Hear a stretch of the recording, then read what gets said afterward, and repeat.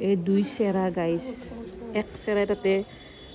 show' কৰি থৈ দিয়া ফোনটো লৈছে টেলিফোনটো আৰু আমাৰ এক চেৰা ইফালে মোবাইল লৈ কিনে একচুৱেলি আমি প্ৰগ্ৰেমত আছোঁ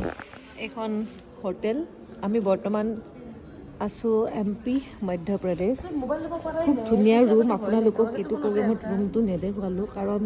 ৰুমৰ অৱস্থা বহুত বেয়া হৈ আছিলে আমাৰ সেইকাৰণে কোনো ভিডিঅ' বনোৱা নাই কিন্তু ভিডিঅ'টো নবনালেও হয় কিন্তু এই নমুনা দুটাৰ নমুনাগিৰি দেখি ভাবিলোঁ আমাৰ নমুনাবিলাক আপোনালোকক অকণমান দেখাই দিওঁ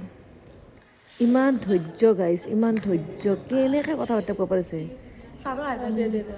উফ ৰাম উফ গাইজ স্লেং ইউজ কৰিছে মই কোৱা নাই মোৰ ইউটিউব চেনেলটো বদনাম কৰি দিলে মই কোৱা নাই কি কৈছে পূজা বাই মাকসুদ